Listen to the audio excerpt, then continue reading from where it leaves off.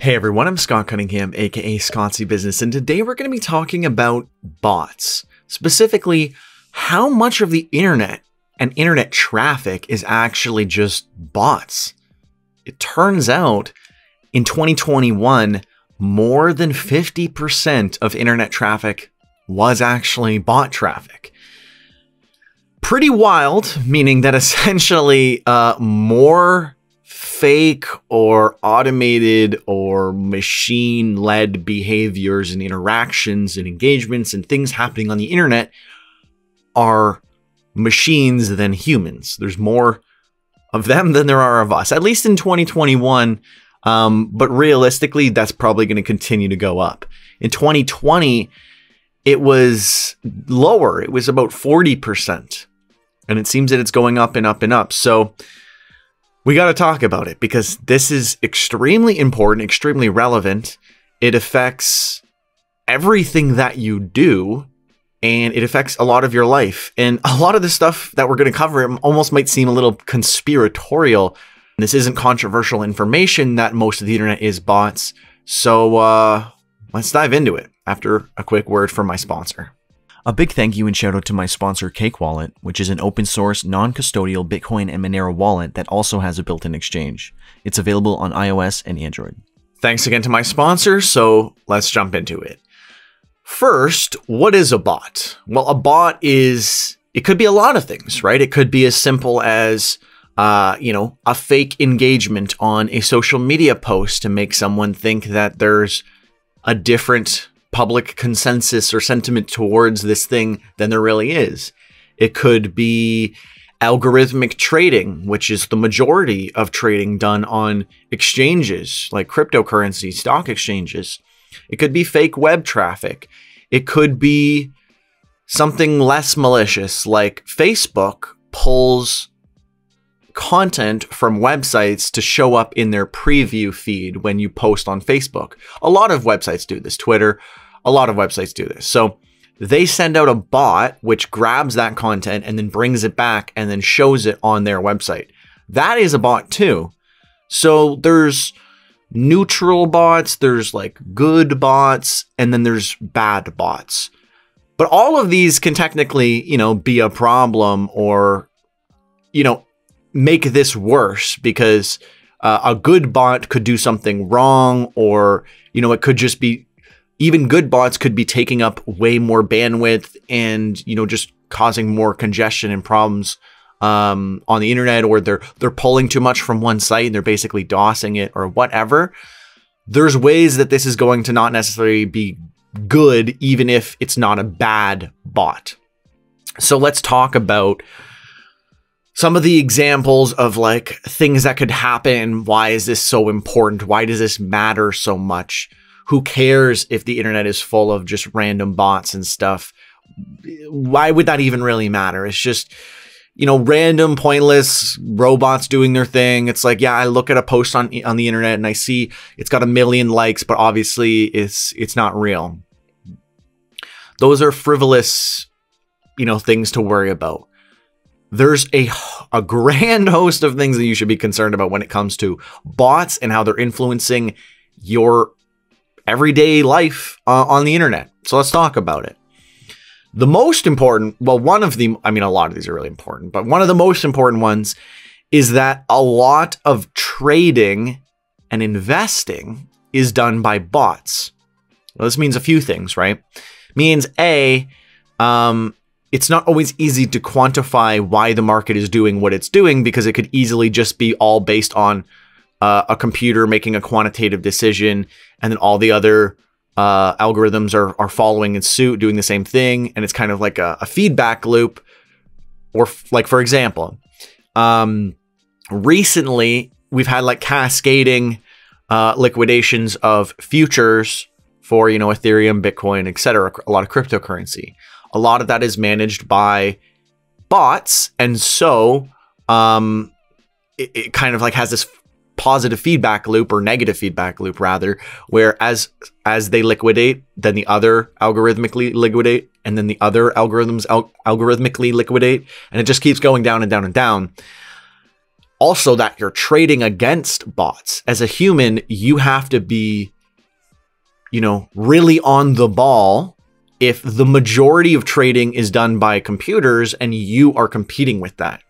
Especially when you take into account like the crypto market, which is open 24/7, 7 days a week. You cannot compete with a bot. I mean, the thing is, there's a lot of, and don't get confused with like people who are selling trading bots.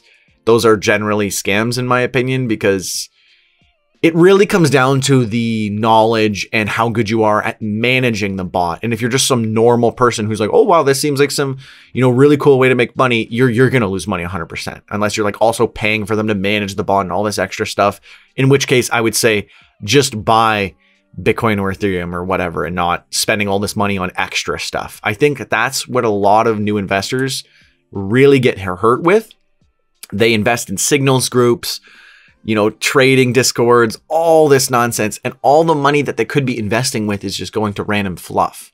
You do not want to be doing that. Mind you, none of this is financial advice. The majority of trading volume is also made up by bots. Forbes reported in 2018 that up to 93% on some exchanges were bots, aka almost everything you see in the trading market is like non-human. And it could easily be, you know, highly inflated and manipulated to look a certain way when it's really like real people are not doing that thing. Like if you're saying everyone's investing in, you know, X coin and it was all algorithmic, well, then really not everyone is investing in this coin. There was algorithms that decided to do this and then people followed along potentially. So that is very, very important to consider. As well as if you're looking at things and you're saying, this has a lot of trading volume, this must mean people are interested in this, or this is a really good investment. Again, you could just be easily misled by algorithmic trading. The takeaway from that, for me, is that you should just focus on doing the best trades possible, not following what the market looks like it's doing or whatever. You should be investing in the things that you really believe in the use case and that you actually see a future for. I mean, you can be wrong, but you should be investing in things that have good fundamentals and, you know, solid tokenomics, etc. That's what you need to be worried about, not, you know, like finding the next 100x coin and all this stuff. Because again, half of the, like much more than half of the volume could all just be bots. And not necessarily saying it's fake, but it's not representative of real people's opinions and like what they're actually thinking and buying and doing. So it's important to consider. And that's just as it relates to trading, not trading surveys, quizzes, rate this thing. You know, people go onto Coin Market and CoinGecko and they say whether they think it's bullish or bearish and they give it a thumbs up or thumbs down. All of that is like faked.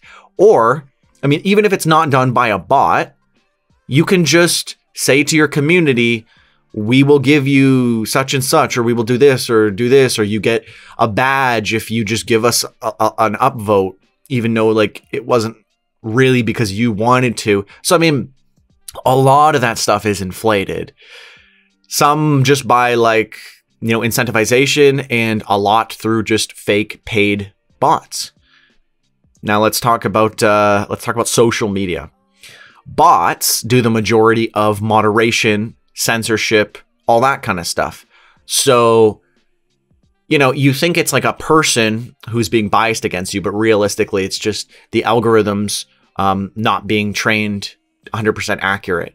And the reality of today is that the majority of censorship, the majority of fact checking, all this stuff is just done by bots. So how do you really know that it's correct or that it's been reviewed, or, you know what I mean? Because there's no way that they have enough manpower to be able to do the amount of checking that they're doing. So they're creating a lot of false positives and almost creating more confusion and like problems with all this censorship. And obviously anyone who likes freedom sees that as a problem. Either way though, I mean, you'll have some people who will argue that if you don't have humans in the moderation process, there's less bias. But the humans coded the robots and they're the ones who are training them and tweaking them. So if anything, there's even more bias because there's less people qualified and able to train the robots. So now the bias is singled out to fewer people. That would be my argument there. And the bots can have biases and stuff that you could code in. You can't really get away from it. It's not like machines solve human bias. If anything, in a centralized system, it will amplify the bias, realistically. Bots make up the majority of the internet, aka you don't truly know what is real or what is just like false. And what I mean is, you go on YouTube, you used to be able to see that no one believes this video because it's got 1,000 dislikes and 2 likes. Clearly, public consensus is saying like this is not good. They've removed dislikes to prevent you from being able to come to that consensus. And then you can just buy a bunch of likes. And now it's like, this is the most popular video ever. Really, though, it has twice as many dislikes as likes, and all the likes are fake. And the comments are turned off, so you cannot comment. How can you possibly know if that's what people really believe? Community consensus and sentiment could like forming on like public things really is important, because our current public discourse happens online. And if you can tailor it so that I can only see a certain perspective, you basically control the perception of consensus and sentiment towards specific things online. That is very dangerous. It's not just YouTube, it's basically everything. And it's not even necessarily incumbent on Facebook or Twitter or whatever, because anyone can just go and buy, you know, likes and use bots and do all these different things. And the percentage of bad bots is increasing year over year. They're just going around trying to hack things, just creating problems, exploitations, bugs, glitches, etc. It's getting to be more and more concerning. And the bad bots are just the ones that are actually doing super malicious stuff. They don't even really consider, you know, like fake likes a bad bot. They just consider that like neutral. At least my understanding of some of these reports and research studies that I've been reading. I'll bring that up at the end, and I've linked everything in the descriptions. You don't think I'm just coming up with this out of nowhere. I spent a good amount of time trying to find as much research as possible. There wasn't as much as I would have liked, but from what I could tell is there is a massive amount of bots on the internet, and it is increasing every year. And the latest data that we have suggests that there are more bots, or at least more bot activity, than there is human activity online. Something else that is also very concerning. Bots can heavily influence and skew data, almost entirely negating the accuracy of all online research studies, most notably in healthcare. This is why I said it could get a little conspiratorial, but I mean, it's not conspiratorial because these are like, there's no contention to them. Like there's no one saying otherwise based on this data. But what they found was about 80% of results that they got from online surveys and questionnaires and stuff was just false. It was bots. It was inaccurate. And this was specifically for a study for medical surveys. I wonder why that would be important, and why the rise of bots has grown 24% in 2021. It's not even hard to believe that, oh yeah, if you had millions of bots, it would not be hard to overwhelm surveys to just basically say whatever you want them to say. Because if a survey is trying to determine something and you can have 80% of all responses say a specific thing, then it's not hard to make any survey or any kind of online related study or research just say what you want it to say. This is relevant to everyone in the censorship, like who's concerned about censorship, who's concerned about free speech, who's on these blockchain platforms, who's using social media, who's investing money. Most people are affected by this. And the result, we don't know if anything is legit, because the public consensus and sentiment online is completely fictional. it's kind of scary to realize this, that I don't know what people actually think about anything online. The reality is that you just need to critically think yourself and come to your own conclusions and never be relying on what the dislike ratio is. Like, you don't see a video and say, oh, this is so disliked. It's you know, don't watch it because it's so disliked. We're almost further than that now, where it's like, if it was disliked and it was against what is allowed, then it would just be removed, so you wouldn't even see it to begin with. Really, the way you want to be going about it now is, this has so many likes, it doesn't necessarily mean anything.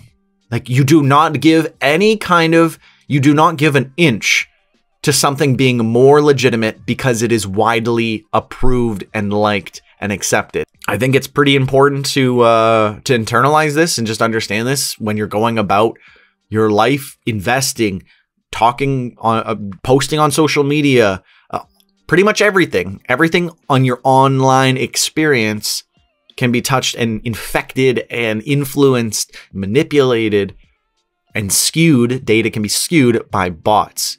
Again, I don't think many people have a strong grip on this, or people have just this general kind of idea that, yeah, there's a bunch of bots on the internet and it's kind of annoying, whatever. It's like, well, no, they're influencing your finances. They're influencing public perception, politics, all these different things. It's much more significant than just, oh, these bots are annoying. It's much, much deeper than that.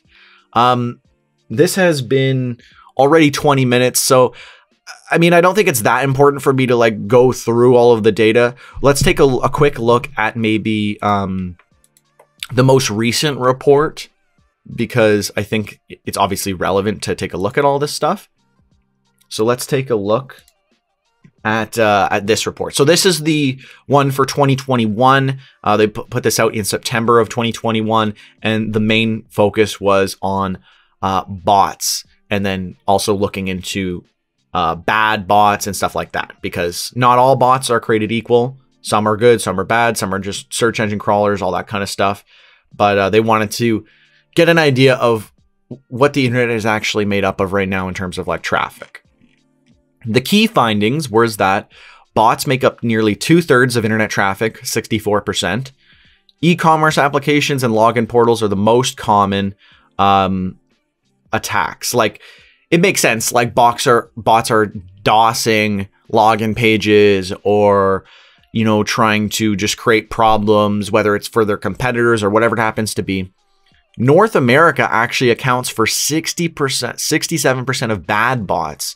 And a lot of that, well, just most bot traffic comes from Amazon Web Services and Microsoft Azure. And they actually follow a standard workday, because the whole idea of bad bots is that they're trying to mimic humans and not be detected. And thus they're trying to seem as real as possible. They're going to continue to get better and better, and they're going to get more and more advanced, and it's going to be harder and harder to identify. And it's always a fight between, you know, hackers versus security specialists, between bots and people trying to, you know, create filters for them. Like, that's why we have all these CAPTCHAs and all these annoying things, is because of all the people who are running bots creating problems for us. So while you might be really annoyed when you see these CAPTCHAs everywhere, it is very, very much worth it. And it is literally protecting you financially from being influenced in politics, from negatively or just manipulating your perception of public consensus and sentiment. It actually makes a big deal. So these CAPTCHAs that you see are worth having there, and they should really be almost everywhere. That's the reality. So, I mean, we won't go through the entire thing, but I definitely think you should check this out. A lot of really, really great information here. I also have linked like a bunch of other previous studies and stuff looking at algorithmic trading for exchanges. Check all of that out. There's not as many studies as I would have liked. Maybe I just didn't find them. Maybe I just wasn't good at searching. So please do link any other studies that you know of, whether they are in agreement or disagreeing or, you know, whatever. I would love to see just more data, more information, because In the age of misinformation, data and knowledge and actual access to this stuff is a luxury. There's so much noise of fakeness, and we know that more than half of the internet is just made up of bots. It's getting harder and harder to sift through the noise to find the truth. And that's the reality today. So let me know, what do you guys think? Do you think these concerns are warranted? Do you think bot traffic is going to continue to increase? What do you think that is going to do to just general, like the internet, finances, politics? What do you think that the effects are going to be on the world from bots? It is not a small problem, and it is not really being covered or talked about nearly enough. So this is my attempt to bring some light to this very important issue that just really there isn't really much talk about. Or the main concern that I see is that people just think it's not really a big deal. Like, oh, there's bots and it's kind of annoying, but you know, it is what it is. That's probably one of the biggest concerns, is like complacency and negligence and ignorance about what the problem actually is and what's actually happening. So the best thing that we can all do is just get educated, maybe read these reports that I've linked. But yeah, let me know in the comments below all of your thoughts. Since you did watch to the end, I would love it if you could comment #1ham in the comments below, and that way I know you watched the whole video. As always, thank you so much for watching. I'm Scott Cunningham, aka Scottsy Business, signing off. Cheers.